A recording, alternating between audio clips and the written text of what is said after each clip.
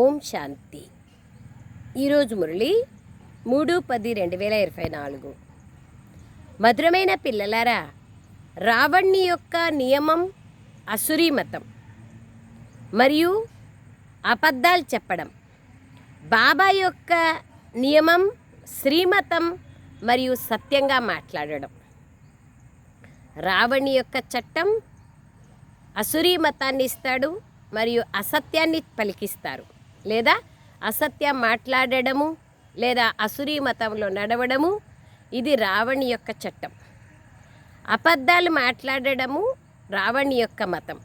బాబా యొక్క మతము లేదా బాబా యొక్క చట్టం ఏమంటే శ్రీమతం పైన నడవడము, సత్యంగా మాట్లాడడం. ప్రశ్న: ఏ విషయాలను ఆలోచించి పిల్లలకు ఆశ్చర్యం కావాలి? జవాబు: ఇది ఎటువంటి అద్భుతమైన నాటకం! ఈ నాటకంలో ప్రతి ఒక్కరి ముఖ కవళికలు, ప్రతి ఒక్కరి కర్మ సెకండ్ బై సెకండ్ ఏది జరిగిందో అది పునః రిపీట్ అవుతూ ఉంటుంది. ఇది ఎంత ఆశ్చర్యం! ఒక్కరి ముఖం ఇంకొకరితో కలవదు. ఇది ఎలాంటి బేహద్ తండ్రి వచ్చి ఈ బేహద్ నాటకం లేదా మొత్తం విశ్వానికి సద్గతినిస్తున్నారు, చదివిస్తున్నారు. ఇది ఎంత అద్భుతమైన నాటకం! చూడండి, బాబా నిన్నటి రోజున కూడా డ్రామా గురించి చెప్పి మొన్నటి రోజున కూడా ఆత్మ అవినాశి మరియు పాత్ర కూడా అవినాశి. శరీరం చిన్నగా పెద్దగా అవుతుంది కానీ ఆత్మ చిన్నగా పెద్దగా కాదు.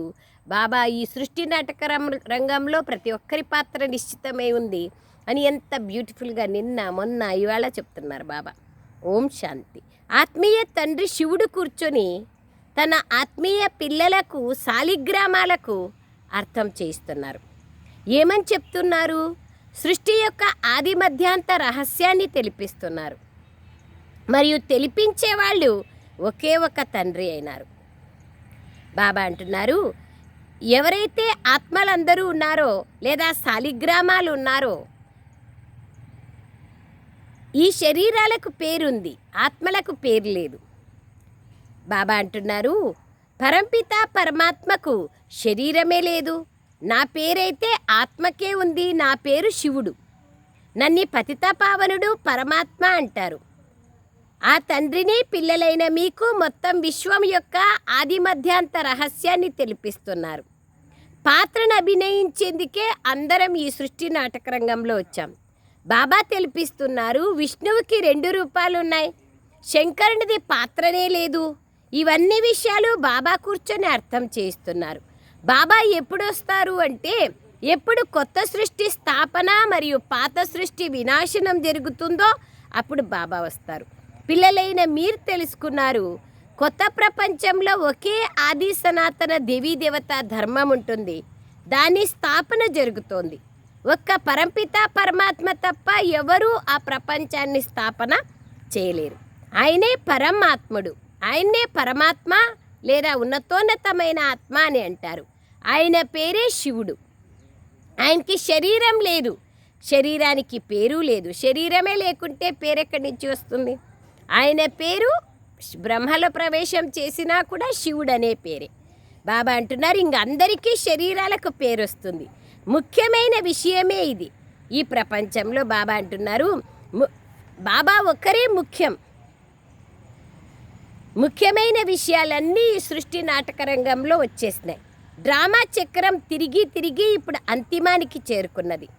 అంతిమంలో బాబానే వస్తారు. వారి జయంతిని కూడా అందరూ ఆచరిస్తారు. శివ జయంతి అని కూడా అంటారు. ఈ సమయంలో శివ జయంతిని ఆచరిస్తారు అంటే ప్రపంచం మారాల్సి ఉంది. ఇప్పుడు ఘోర అంధకారం నుండి ఘోరమైన వెలుతురులేకి పగల్లేకి వస్తుంది. అనగా దుఃఖధామం నుండి సుఖధామంలోకి వెళ్తారు. పిల్లలైన మీరు తెలుసుకున్నారు, పరంపిత పరమాత్మ శివుడు ఒకే ఒకసారి పురుషోత్తమ సంగమ యుగంలోనే వస్తారు. ఈ పాత ప్రపంచం యొక్క వినాశనము మరియు కొత్త ప్రపంచం యొక్క స్థాపన చేసేందుకు బాబా వస్తారు. బాబా అంటున్నారు, ఈ కొత్త ప్రపంచ స్థాపన, పాత ప్రపంచ వినాశనము ఇప్పుడు జరుగుతుంది.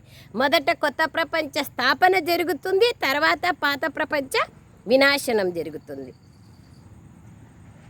సో బాబా తెలిపిస్తున్నారు, పిల్లలు చదువుకొని హుషారుగా అయిపోతారు, మరియు దైవీ గుణాలను కూడా ధారణ చేస్తారు, అసురీ గుణాలను పరివర్తన చేసుకుంటారు. దైవీ గుణాలు మరియు అసురీ గుణాల వర్ణన చార్టులో కనిపిస్తుంది. స్వయంని చూసుకోవాలి. మేము ఎవరిని బేజారు చేస్తా లేదు కదా, అసత్యం మాట్లాడతా లేదు కదా, శ్రీమతానికి విరుద్ధంగా నడుస్తా లేదు కదా, అబద్ధాలు చెప్పడం, ఎవరికైనా దుఃఖాన్ని ఇవ్వడం, బేజారు చెయ్యడం, ఇవన్నీ రావణి యొక్క నియమాలు. కానీ బాబా నియమం లేదా రాముని యొక్క నియమం శ్రీమతం పైన నడవడం. అశ్రీమతం అనేది, శ్రీమతం అనేది గాయనం ఉంది. అర్ధకల్పం అశ్రీమతం నడుస్తుంది. దాన్ని మనుష్యులు అసురులు, దుఃఖీలు, రోగిలుగా ఆ మతం పైన నడిచి ప్రజలందరూ ఏమైపోయినారు? దుఃఖీలుగా అయిపోయినారు, మరియు అసురీగా అయిపోయినారు, రోగిలుగా అయిపోయినారు. బాబా అంటారు, పంచవికారాల ప్రవేశం జరిగింది. బాబా వచ్చి శ్రీమతాన్ని ఇస్తున్నారు. పిల్లలైన మీరు తెలుసుకున్నారు, శ్రీమతం ద్వారానే దివ్య గుణాల ధారణ జరుగుతుంది, అసురీ గుణాలు పరివర్తన అవుతాయి. శ్రీమతం లభించినప్పుడే అసురీ గుణాలు పరివర్తన అయిపోతాయి, దివ్య గుణాల ధారణ జరుగుతుంది. అసురీ గుణాలు ఉండిపోతే పదవి కూడా తక్కువైతుంది. అది ఇంపార్టెంట్ థింగ్. ఏమి అంటే దైవీ గుణాలు ఉంటే దేవతా పదవి, ఉత్తమోత్తమ పదవి లభిస్తుంది. ఒకవేళ అసురీ గుణాలు మనలో ఉండిపోయినాయి అంటే పదవి కూడా తక్కువైపోతుంది. జన్మ జన్మాంతరాల పాపాల బరువు తలపైన ఉంది. దీన్ని నంబర్వార్ పురుషార్థానుసారంగా తేలికగా చేసుకుంటున్నారు. ఇది కూడా మీరు తెలుసుకున్నారు, ఇది పురుషోత్తమ సంగమ యుగమని. బాబా ద్వారా మనం ఇప్పుడు దైవీ గుణాల ధారణ చేస్తున్నాము. మనం కొత్త ప్రపంచానికి మాలికులుగా అవుతున్నాం. ఇది సిద్ధం చేసి చెప్పాలి, పాత ప్రపంచం తప్పకుండా సమాప్తమయ్యేదే ఉంది. కొత్త ప్రపంచ స్థాపన బ్రహ్మకుమారి కుమారుల ద్వారా బాబా చేపిస్తున్నారు. ఇది పక్కా నిశ్చయం ఉండాలి. అందువల్లనే మనం సేవలో తన్మయమై ఉన్నాం, తత్పరులై ఉన్నాం. ఏదో ఒక కళ్యాణం కోసమే ఇంత ప్రయత్నం అనేది జరుగుతోంది, ఇంత పరిశ్రమ కూడా చేస్తున్నాం.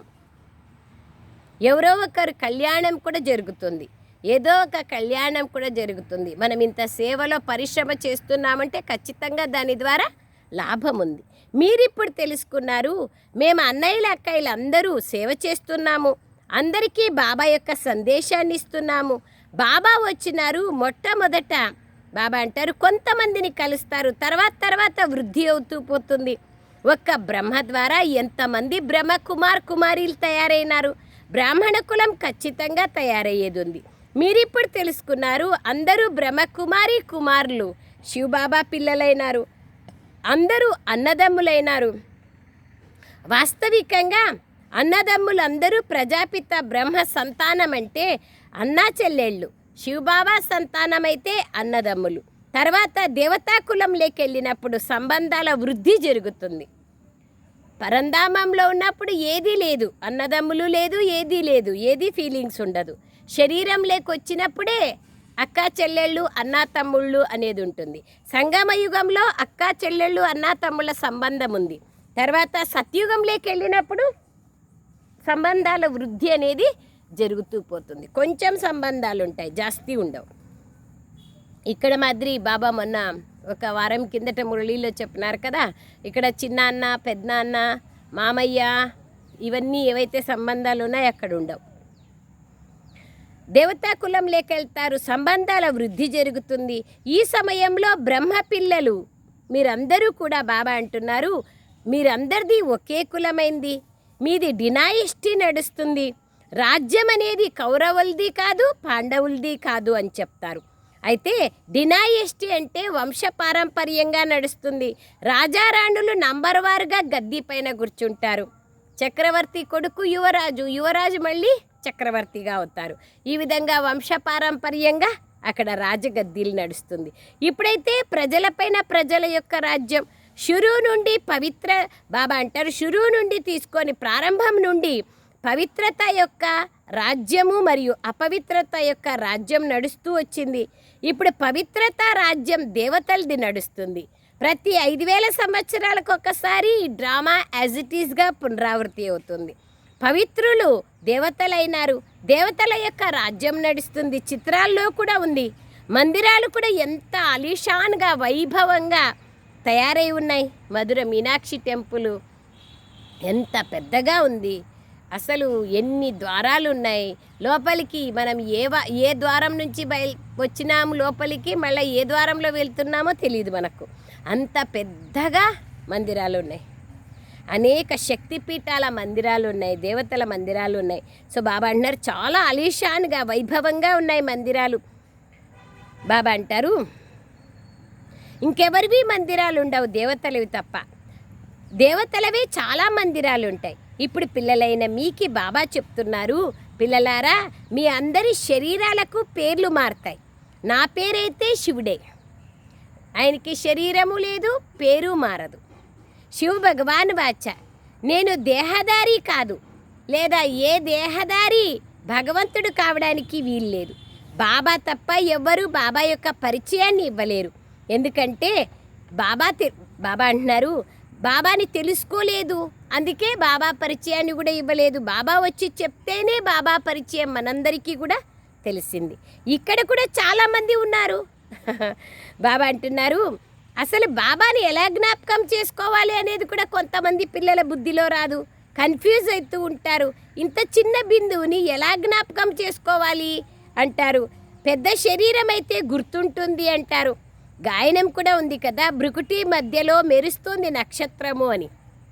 అయితే ఆత్మని శాలిగ్రామం అంటారు. శివలింగం చాలా పెద్దగా చేసి పూజ చేస్తారు. బాబా అంటారు ఆత్మ ఏ విధంగా కనపడరో అదే విధంగా శివబాబా కూడా ఈ స్థూలమైన నేత్రాలకు బాబా కనపడరు.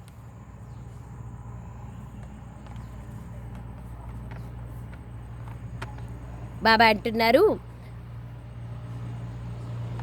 ఏ విధంగా ఆత్మ స్థూలమైన నేత్రాలకు కనపడదో అదే విధంగా శివబాబా కూడా ఈ స్థూలమైన నేత్రాలకు కనిపించరు. భక్తి మార్గంలో బిందువుని పూజ చేస్తారు. మొట్టమొదట శివబాబాని అవ్యభిచారి పూజ ప్రారంభం చేస్తారు. ద్వాపర యుగం నుంచి పూజ కోసం కొంచెం పెద్దది వస్తువు కావాలి కదా. సాలిగ్రామాలను పెద్ద పెద్ద అండాకారంలో తయారు చేస్తారు. ఒకవైపు అంగుష్టాకారంలో ఉన్నారంటారు, మరొక వైపు నక్షత్ర రూపంలో ఉన్నారంటారు. ఇప్పుడు మీకు ఈ అన్ని విషయాలు అర్థమైనాయి.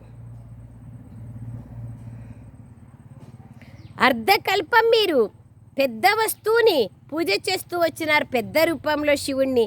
ఇప్పుడు బాబా చెప్తున్నారు నేను చాలా సూక్ష్మమైన జ్యోతి స్వరూపాన్ని, నేను కనపడను, అందుకే మీకు కష్టం అనిపిస్తుంది.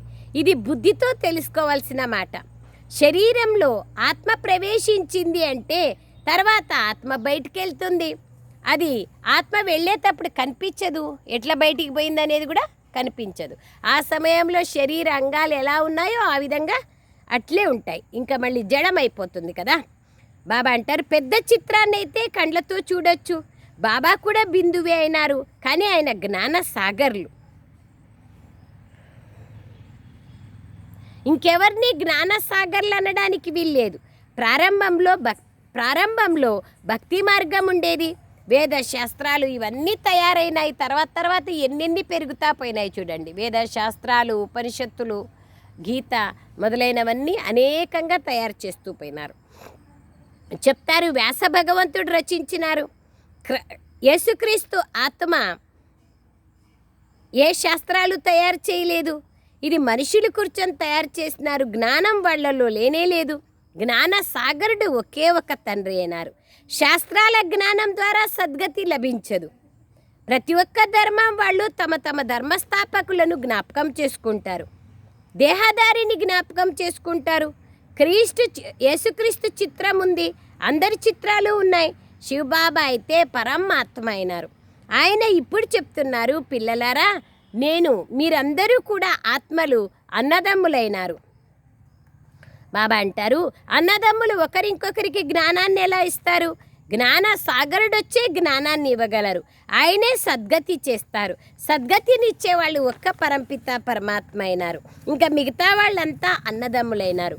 నేనొక్కడే తండ్రి అయినాను. తండ్రి వచ్చే మొత్తం సృష్టి యొక్క ఆది మధ్యాంత జ్ఞానాలను తెలిపిస్తారు. విశ్వానికి సద్గతినిస్తారు. శ్రీ శ్రీ 108 జగద్గురువు అంటారు, లేదా విశ్వానికి గురువు అంటారు. ఇది ఒకే విషయమే. జగద్గురు అన్నా విశ్వానికి గురువు అన్నా ఒకటే. ఇప్పుడైతే అసురీ రాజ్యం ఉంది. సంగమ యుగంలో బాబా కూర్చొని అన్ని విషయాలను అర్థం చేయిస్తున్నారు. మీరు తెలుసుకున్నారు. ఇప్పుడు కొత్త ప్రపంచం యొక్క స్థాపన జరుగుతోంది. ఈ పాత ప్రపంచం వినాశం కానున్నది. ఇది కూడా మీరు తెలుసుకున్నారు. పతిత పావనుడు ఒకే ఒక నిరాకార తండ్రి అయినారు. ఏ దేహదారిని పతిత పావనుడు అనడానికి వీల్లేదు. పతిత పావనుడు ఒక్క పరమాత్మని. ఒకవేళ పతిత పావన సీతారాం అన్నారు అంటే బాబా అంటున్నారు, భక్తి యొక్క ఫలాన్ని భగవంతుడే ఇస్తారు. మీరందరూ ఆత్మరూపీ సీతలైనారు. మీరందరూ ప్రేయసీలైనారు, పెళ్లి కూతుర్లైనారు. నేనొక్కడనే పెండ్లి కొడుకు, లేదా మనోభిరాముడు, హృదయాభిరాముణ్ణి. నేనే వచ్చి మీ అందరి సద్గతిని ఇస్తాను. ఈ అన్ని విషయాలు బాబా కూర్చొని పిల్లలకు అర్థం చేయిస్తున్నారు. డ్రామా ప్లాన్ అనుసారంగా 5000 సంవత్సరాల వలె ఈ విషయాలన్నీ మీరు విన్నారు. ఇప్పుడు కూడా మీరు చదువుతున్నారు. స్కూల్లో కూడా అనేక మంది ఉంటారు కదా. ఈ మొత్తం డ్రామా తయారు చేసి చేయబడి ఉంది. ఈ సమయంలో అందరూ చదువుతున్నారు. అందరి పాత్ర నడుస్తోంది. ఈ యొక్క సంగమ యుగంలో ఒకరి పాత్ర మరొకరితో కలవదు. యాజ్ ఇట్ ఈజ్ రిపీట్ అవుతుంది. ఇది అనాది డ్రామా తయారు చేసి చేయబడింది. సెకండ్ బై సెకండ్ కొత్త వస్తువు అయితే తప్పకుండా తయారవుతుంది. సృష్టి చక్రం తప్పక తిరుగుతోంది. కొత్త విషయాలే మీకు అన్నీ తెలుస్తూ పోతాయి. మీరు తెలుసుకున్నారు 5000 సంవత్సరాల డ్రామా ఇది యాజ్ ఇట్ ఈజ్గా నడుస్తుంది. దీని డీటెయిల్డ్ విషయాలు చాలా ఉన్నాయి. బాబా రోజు చెప్పినా కూడా డీటెయిల్ విషయాలు అర్థం అవ్వడం లేదు. ముఖ్యమైన విషయాలు బాబా తెలిపిస్తారు. ఏ విధంగా పరమాత్మ సర్వవ్యాపి అంటారు, కానీ బాబా చెప్తారు నేను సర్వవ్యాపి కాదు. బాబా వచ్చి తన మరియు రచన యొక్క ఆది మధ్యాంతాల రహస్యాలు చెప్తారు. ఎన్ని విషయాలు బాబా చెప్తారు. పతిత పావనుడు పరమాత్మ అని. పతిత పావనుడు గంగా కాదు, లేదా ఏ దేహదారి కావడానికి వీల్లేదు. ఏ దేహదారులను భగవంతుడు అనడానికి కూడా వీల్లేదు. ఎన్ని విషయాలు బాబా చెప్తారు. రోజు చెప్తారు. గీతా భగవంతుడు శ్రీకృష్ణుడు కాదు, గీతా భగవంతుడు శివుడైనారు. గీత ద్వారానే శ్రీకృష్ణునిగా తయారైనారు. సో శ్రీకృష్ణుని యొక్క అంతిమ జన్మలోని అంతిమ శరీరంలో అంతిమ సమయంలో శివుడు ప్రవేశించి శ్రీకృష్ణ ఆత్మకి కూడా సద్గతిని ఇస్తారు. సో ఈ విషయం బాబా బిడ్డలైన తర్వాతనే తెలుసు మనకి. 84 లక్షల జీవరాశుల్లో జన్మ తీసుకుంటారని చెప్తారు. 84 జన్మలని. ఈ యొక్క అనేక యుగాలు అనేక లక్షల సంవత్సరాలు చేసేసినారు. బాబా వచ్చి చెప్తున్నారు, పిల్లలారా 4 యుగాలు 5000 సంవత్సరాలు. ఎన్ని విషయాలు బాబా క్లారిటీగా స్పష్టంగా చెప్తారు. అందుకే బాబా అంటున్నారు, మీరు ఇప్పుడు తెలుసుకున్నారు. కల్పకల్పము బాబా వచ్చి ఆస్తిని ఇస్తున్నారు. ఇది కూడా గాయనం ఉంది, బ్రహ్మ ద్వారా స్థాపన అని. ఇందులో బాబా అంటారు చాలా మంచిగా తెలిపించేది ఉంది. విరాట్ రూపంలో కూడా తప్పకుండా అర్థం మీరు చేసుకున్నారు. కానీ బాబా తప్ప ఎవరు అర్థం చేయించలేరు. చిత్రాలు అనేకంగా ఉన్నాయి. బాబా అంటారు ఒక్కరు కూడా ఈ విషయాలు ఎవ్వరికీ తెలియవు. బాబా వచ్చి చెప్తే తప్ప తెలియవు. ఉన్నతోన్నతమైన వారు ఒక్క శివబాబానే. ఆయన చిత్రం కూడా ఉంది, కానీ తెలుసుకోలేదు. శివుడి గురించి, శివలింగం గురించి ఉంది. నామరూపాలు ఎందుకు లేవు శివునికి అనేది ఉంది. నామరూపాలు దేశకాలాలు లేవు. ఆయన అనంతుడు అంటారు. ఒకవైపు లెక్కలేనన్ని పేర్లున్నాయి అంటారు. అందుకే బాబా అంటున్నారు మరి మరి బాబా అంటున్నారు ఆయన చిత్రం కూడా ఉంది, కానీ తెలుసుకోలేదు. మరి సూక్ష్మవతనం గురించి అసలే అడగద్దండి. దాని గురించిన అవసరమే లేదు. చరిత్ర భూగోళాలన్నీ ఈ సాకార ప్రపంచంలోనే జరుగుతాయి. సూక్ష్మతనం అయితే కేవలం సాక్షాత్కారం యొక్క విషయం. ఇక్కడ బాబా కూర్చొని తెలిపిస్తున్నారు. ఏ విధంగా సూక్ష్మవతనంలో కర్మాతీత శరీరం, ఎప్పుడైతే కర్మాతీతంగా అవుతామో, శరీరం వదిలేస్తామో, అప్పుడు సూక్ష్మవతంలో ఫరిస్తాగా అయిపోతాం. బాబా దగ్గరికి వెళ్ళి కలుస్తాం, బాబాతో మాట్లాడతాం అక్కడ సూక్ష్మవతంలో. కానీ ఈ యొక్క నాటక రంగంలోనే హిస్టరీ జాగ్రఫీ అనేది పునరావృతమవుతుంది. హిస్టరీ జాగ్రఫీ అంతా ఈ సాకార ప్రపంచంలో ఉంటుంది, కానీ పరంధామంలోనూ ఉండదు, సూక్ష్మవతంలోనూ ఉండదు. పిల్లల బుద్ధిలో ఎన్ని విషయాలు ఉన్నాయి. సత్యుగంలో దేవీ దేవతలు ఉండ్రి, వాళ్ళుండి 5000 సంవత్సరాలైంది. ఆది సనాతన దేవీ దేవత ధర్మస్థాపన అనేది ఎలా జరిగింది ఇది ఎవ్వరికీ తెలియదు. ధర్మస్థాపన గురించి కూడా అందరికీ తెలియదు. అనేక పుస్తకాలు ఉన్నాయి కానీ సత్య రహస్యాలే లేవు. లక్షల సంవత్సరాలు చేసేసినారు. ఇదైతే చాలా పెద్ద తప్పు. మనుషుల బుద్ధి అసలు పనిచేయకుండా చేసేసినారు. బాబా వచ్చి అన్ని విషయాలు ఎంత స్పష్టంగా చెప్తున్నారు. మధురాతి మధురమైన పిల్లలారా, మీరు చాలా బాగా ధారణ చేయాలి. ముఖ్యమైన విషయం బాబాని జ్ఞాపకం చేసుకోండి. ఈ తలంపు అనే పరుగు పందెం చేయండి. ఇందులో పరుగు పందెం చేయాలి. బాబా ఏ విధంగా అక్కడ పరుగు పందెంలో కూడా ఒంటరిగానే పరిగెత్తుతారు. అంటే వాళ్ళ లక్ష్యము ఒకే ట్రాక్ ఉంటుంది. వాళ్ళు ఇంకెవరిని చూడకూడదు, కేవలం లక్ష్యాన్ని చూస్తూ పరిగెత్తాలి. తర్వాత ఇంకొక రకమైన పరుగు పందెం, ఇద్దరు కాళ్ళని కట్టేసి పరిగెత్తమంటారు. ఇక్కడ కూడా బాబా అంటున్నారు, ఎవరైతే గృహస్థంలో ఉంటారో, ఇద్దరు ఉంటారో, వాళ్ళు కూడా పరిగెత్తే ప్రయత్నం చేయాలి. ఆలోచించాలి, సత్యుగంలో కూడా ఈ విధంగా మనం కలిసి జోడీగా ఉండాలి అని. భలే నామరూపాలు మారుతాయి, శరీరము మారుతుంది, కానీ ఆత్మ మారదు. శరీరం అయితే పరివర్తన అవుతుంది. బాబా అంటున్నారు, ఆత్మ ఒక శరీరాన్ని వదిలి మరొక శరీరాన్ని తీసుకుంటుంది. అప్పుడు ముఖ కవళికలు మారుతాయి, గుణాలు మారుతాయి, నడవడికలు మారుతాయి. బాబా అంటున్నారు, పిల్లలకు చాలా ఆశ్చర్యం అనిపించాలి. ఒక్క ముఖ కవళిక ఉన్నట్లు ఇంకొకరిది ఉండదు. ఏ కర్తవ్యం ఇప్పుడు నడుస్తూ ఉందో సెకండ్ బై సెకండ్ పాస్ అయిందంటే మళ్ళీ రిపీట్ అవుతుంది. 5000 సంవత్సరాల తర్వాత యాజ్ ఇట్ ఈజ్గా పునరావృతం అవుతుంది. ఎంత అద్భుతమైన నాటకం ఇది. ఇది ఎవ్వరూ తెలుసుకోవడానికి కూడా వీల్లేదు. పిల్లలైన మీరు ఇప్పుడు పురుషార్థం చేస్తున్నారు. నంబర్ వారుగా అయితే ఉన్నారు. అందరూ శ్రీకృష్ణుడిగా కారేరు. అందరి యొక్క ముఖ కవళికలు వేరువేరుగా ఉంటాయి. ఇది అతి గొప్ప వండర్ఫుల్ నాటకమైంది. ఒకరి ఫీచర్స్ ఇంకొకరితో కలవవు, ఒకరి ముఖ కవళికలు ఇంకొకరితో కలవవు, ఒకరి పాత్ర మరొకరితో కలవదు. ఇది యాజ్ ఇట్ ఈజ్గా రిపీట్ అవుతుంది. ఇవన్నీ విషయాలు విచారసాగర మంతనం చేయాలి, ఆశ్చర్యం అనిపించాలి. ఏ విధంగా ఈ బేహద్ నాటకరంగం బాబా వచ్చి చదివిస్తున్నారు. ఈ నాటకరంగం గురించి ఇది అతి గొప్ప చదువు. జన్మ జన్మాంతరాలు భక్తి మార్గంలో శాస్త్రాలు మొదలైనవి చదువుతూ వచ్చినారు. సాధు సన్యాసులు కథలు మొదలైనవి వినిపిస్తూ వచ్చినారు. ఇప్పుడు బాబా చెప్తున్నారు, భక్తి సమయం పూర్తి అయిపోయింది. ఇప్పుడు భక్తులకు భగవంతుని ద్వారా ఫలము లభిస్తోంది. ఇది కూడా మీరు ఇప్పుడు తెలుసుకున్నారు. భగవంతుడు వచ్చి ఇప్పుడు ఏ రూపంలో ఫలాన్ని ఇస్తారు అనేది కూడా మనం తెలుసుకున్నాం. భక్తి యొక్క ఫలమే జ్ఞానం కదా, జ్ఞానం ద్వారానే సద్గతి లభిస్తుంది. ఇప్పుడు మీరు తెలుసుకున్నారు, శాస్త్రాలు చదివేదాని కారణంగా భగవంతుడు లభిస్తారా? బాబా అంటారు, లేదా జ్ఞానం లభిస్తుందా? లేదు.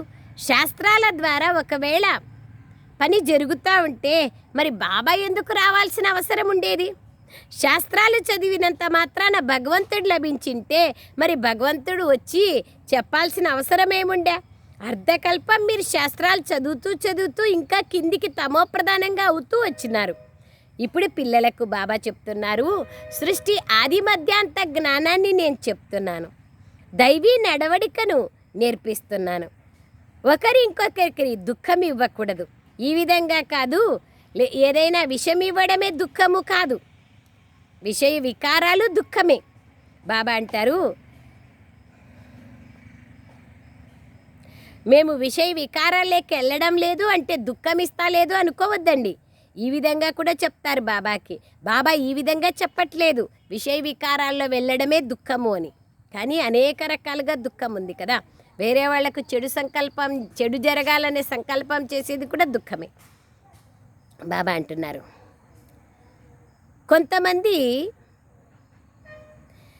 బాబా అంటున్నారు కొంతమంది అలాంటి అమాయకులు కూడా ఉన్నారు. బాబా చెప్తారు ఎవరికి దుఃఖం ఇవ్వకూడదు. వాళ్ళు విషం అడిగినారు, మరి వాళ్ళకి ఇవ్వాలి కదా, లేకపోతే దుఃఖం ఇచ్చినట్లయితుంది కదా అంటారు. చూడండి ఎంత బాగా చెప్తారు. ఈ విధంగా తెలుసుకునే వాళ్ళను మూఢమతి అంటారు. బాబా దుఃఖం ఇవ్వద్దన్నారు కదా, వాళ్ళు విషయ వికారాల గురించి మమ్మల్ని అడిగినారు, మేము విషయ వికారాలు వాళ్ళకి ఇవ్వలేదంటే మరి దుఃఖం ఇచ్చినట్లే కదా, వాళ్ళు బాధపడతారు కదా. వాళ్ళు అడిగినట్లు సినిమాకి పోకపోతే బాధపడతారు, వాళ్ళు అడిగినట్లు హోటల్కి పోకపోతే బాధపడతారు, మరి ఎట్లా? సో అది కూడా మేము దుఃఖం ఇచ్చినట్లే కదా అనుకుంటారు. బాబా ఏమంటున్నారు చూడండి, మూఢమతీలు అది కూడా అర్థం చేసుకోలేరు అంటున్నారు. బాబా చెప్తున్నారు పవిత్రంగా తప్పక కావాలి. అసురీ నడవడిక, దైవీ నడవడిక, ఈ రెండింటినీ తెలుసుకోవాలి. ఏది సత్యమైనది, ఏది అసురీ నడవడిక అనేది తెలుసుకోవాలి. మనుష్యులై ఉండి ఇవి తెలుసుకోలేదంటే బాబా అంటున్నారు ప్రపంచంలో వాళ్ళు కూడా ఆత్మ నిర్లేప అంటారు. మీరు ఏమన్నా చేసుకోండి, ఏమైనా తినండి, తాగండి, వికారాల్లో వెళ్ళండి, పర్వాలేదు అంటారు. ఆ విధంగా నేర్పించే వాళ్ళు కూడా ఉన్నారు. ఎంతమందికి మీరు జ్ఞానం ఇవ్వాలి. బయటికి వెళ్తే వెజిటేరియన్స్ కూడా చాలామంది ఉన్నారు బయట ప్రపంచంలో. బాబా అంటారు శాకాహారులుగా చేసేది కూడా మంచిదే. అందరూ వైష్ణవ జాతిగా కూడా ఉండరు. చీచీ వస్తువుల్ని వైష్ణవ జాతి వాళ్ళు తినరు, కానీ వాళ్ళు చాలా కొద్ది మంది ఉంటారు. మీరు కూడా చాలా కొద్ది మందే ఉన్నారు. ఈ సమయంలో మీరు చాలా కొద్ది మంది ఉన్నారు. బాబా ఏమంటున్నారు, ఈ సమయంలో మనం చాలా కొద్ది మంది ఉన్నాం. మళ్ళీ తర్వాత వృద్ధి అవుతూ పోతాం. నెమ్మదిగా వృద్ధి అవుతూ పోతారు. పిల్లలకి బాబా శిక్షణమిస్తున్నారు. పిల్లలారా దైవీ గుణాలను ధారణ చేయండి. చీచీ వస్తువులు, ఎవరి చేతుల ద్వారా తయారైనటువంటి వస్తువులని తినకూడదు. कोई के हाथ की बनी हुई नहीं खाना चाहिए. చీచీ వస్తు, వేరే వాళ్ళు తయారు చేసిన చీచీ వస్తువులను తినకూడదు. అచ్చా मीठे मीठे सिखलदे बच्चों प्रति माता पिता बाप दादा का याद प्यार और गुड मॉर्निंग. रूहानी बाप की रूहानी बच्चों को नमस्ते. हम रूहानी बच्चों की रूहानी माता पिता बाप दादा को याद प्यार गुड मॉर्निंग और नमस्ते नमस्ते नमस्ते बाबा नमस्ते. థ్యాంక్ యూ బాబా, థ్యాంక్ యూ. సారాంశం, మీరు చాటును రాయాలి. మేము శ్రీమతంకి విరుద్ధంగా ఎలాంటి కర్మ చేయడం లేదు కదా. ఏం చాటు రాయాలి? శ్రీమతానికి విరుద్ధంగా ఏ కర్మ చేయలేదు కదా. రెండవ మాట, అబద్ధాలు చెప్పడం లేదు కదా. ఇతరులకు బేజారు చేయడం లేదు కదా. దైవీ గుణాలను ఎంతవరకు ధారణ చేశాను, ఈ విషయాల చాటు రాయాలి. చదువు జతలో దివ్య గుణాల ధారణ కూడా అవసరం. పవిత్రులుగా తప్పక కావాలి. ఏ చీచీ వస్తువుని తినకూడదు. పూర్తి వైష్ణవులుగా కావాలి. తలంపు యాత్రలో పరుగు పందెం చేయాలి. వరదానం, బాబా యొక్క ఆదేశానుసారంగా బుద్ధిని సదా ఖాళీగా ఉంచుకొని వ్యర్థము లేదా వికారీ స్వప్నాల నుంచి ముక్తులుగా కండి. బాబా యొక్క ఆదేశమనుసారంగా బుద్ధిని ఖాళీగా ఉంచుకొని వ్యర్థము లేదా వికారీ స్వప్నాల నుండి ముక్తులుగా కండి. వివరణ, బాబా యొక్క ఆదేశం, రాత్రి పడుకునేటప్పుడు మీ బుద్ధిని క్లియర్ చేసుకోండి. చెడు జరిగినా మంచి జరిగినా అన్నీ బాబాకు అర్పణం చేసి బుద్ధిని ఖాళీ చేసుకొని పనుకోండి. బాబాకి ఇచ్చేసి బాబా జతలో పడుకోండి. ఒంటరిగా కాదు. ఒంటరిగా పడుకుంటే వ్యర్థమైన విషయాలు వర్ణన చేస్తూ నిద్రపోతే వ్యర్థం వికారీ స్వప్నాలు వస్తాయి. ఇది కూడా సోమర్తనము, నిర్లక్ష్యమే. ఈ నిర్లక్ష్యాన్ని వదిలి బాబా యొక్క ఆదేశమనుసారంగా నడవండి. వ్యర్థము వికారీ స్వప్నాల నుంచి ముక్తులుగా కండి. స్లోగన్, అదృష్టవంతులైన ఆత్మలు ఎవరంటే అదృష్టవంతులైన ఆత్మలే సత్యమైన సేవ ద్వారా సర్వుల ఆశీర్వాదాలు ప్రాప్తి చేసుకుంటారు. ఇంపార్టెంట్. మనం సేవ చేస్తున్నాము కాదు, అందరి ఆశీర్వాదాలు మనకు లభిస్తున్నాయా అనేది కూడా అవసరం. అదృష్టవంతులకే అందరి ఆశీర్వాదాలు లభిస్తాయి. అచ్చా. ఓం శాంతి. థ్యాంక్ యూ బాబా. Thank you.